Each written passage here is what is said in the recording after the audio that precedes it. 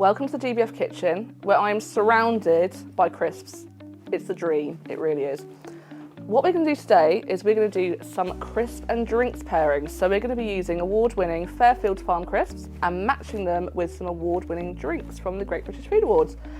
I'm really excited to get started. So Fairfields Farm are the third generation of farmers. They're based in North Essex near Colchester, and they do everything, absolutely everything, right on the farm. So that's growing the potatoes as sustainably as they can, that's picking the potatoes, slicing them, hand cooking them, and then seasoning them with all natural ingredients. And they're all vegan and gluten-free, so everyone can eat them. So here's all the pairings we've got lined up for you today. You might be thinking to yourself, why are you putting crisps with drinks? Well, let me tell you, this is one of the biggest trends in social media. Even the champagne houses and fine wine makers and spirits houses are doing pairings with their drinks. It's a really easy way to entertain, get your friends round, get a few bottles out, try a few different flavours. You don't have to cook. Nobody wants to cook on a Friday night, do they? And if you want to think of an easy way to put some crisps and drinks together, just think about what you'd pair your wine or your beer or your cider with. So we know that Asian food and spicy food goes with crisp white wine or a sparkling wine. For fattier foods like cheese, you would normally go for a cider, or again, something white, maybe something with a bit of minerality to it, or even some champagne if you're pushing the boat out. And we know that with meaty flavours, you want a bit of stout or some really bold beers or a red wine. And we're gonna see how all of these work out today. Why not start with a little bit of an indulgence? So here we've got the Gusbourne 2019 Rosé. Now this was our 2024 Great British Food Awards Grand Champion. It's a really special drop. So as you can see, it's got a very delicate salmon pink colour. It looks like a Provence rosé. It's got that just stunning clarity to it. Lots of bubbles, great mousse. So that means it's nice and frothy in the mouth, and it smells like cherries and raspberries and vanilla.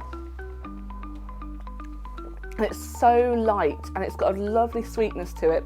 This would actually be beautiful with a dessert, some strawberries, perhaps with a vanilla pudding. But I'm going to be putting it with the prawn cocktail crisp from Fairfields Farm. Now, Robert, one of the co-founders, has been trying to get this flavour made for a long time, and now it's in production. And you would not believe that these are vegan.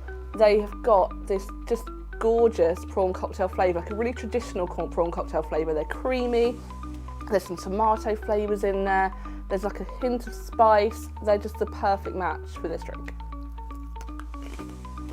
So, cheese and onion crisps. They are a match made in heaven with cider. In the West Country, most farmhouses back in the day would have made cider or beer, and they also would have made their own cheese. This is quite a long time ago, but that tradition is quite a lovely thing to do at home. So here I've got some Dunkerton's vintage cider, and Romain Blanc actually judged this as a gold in the Great British Food Awards. What makes it a vintage? Well, it means all of the apples were grown in the same year, and just gives it that real quality taste. So these are made with 14 different varieties of apple from the Dunkerton farms, and on the nose it's quite woody and oaky, but actually when you drink it, it's got that medium sweetness to it. It tastes like a fresh apple in the mouth, and it is just perfect with these very cheesy crisps. Okay, so it's a Sunday, you've got the fire going, you're feeling a bit cosy, you want to have a snack while you're watching something on TV. It's got to be the roast rib of beef crisps, which taste so beefy even though they've got no meat in them whatsoever. It's the yeast extract. It just gives them that sort of really savoury beefy flavour. Our match with this is the Shepherd Neame Double Stout. So this is made in Faversham in Kent. It's made with 4 types of malt and local hops. And this has got such a rich flavour. Now, they've said it tastes of cocoa and hazelnut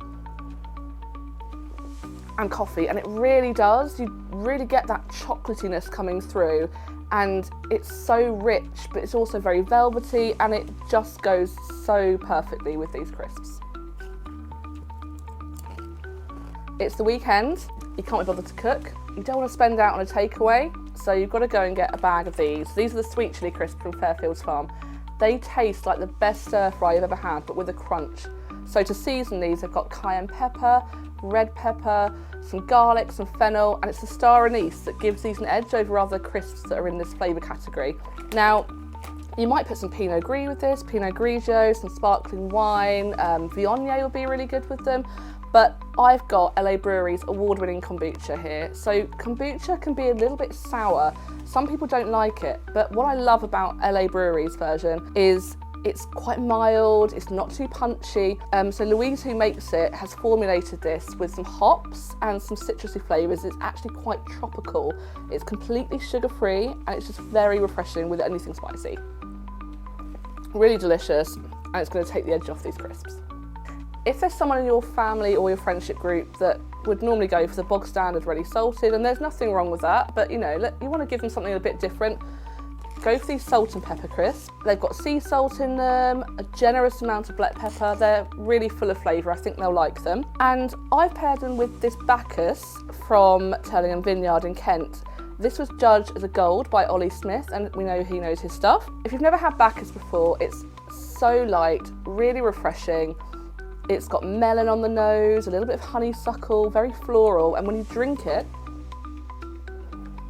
it's got this really ripe gooseberry flavour. So it's quite similar to a Sauvignon Blanc. This grape variety grows beautifully in Essex, in Kent, all along the south coast. So it's a German grape, and it's one of the first varieties we grew commercially in the UK because it loves our climate.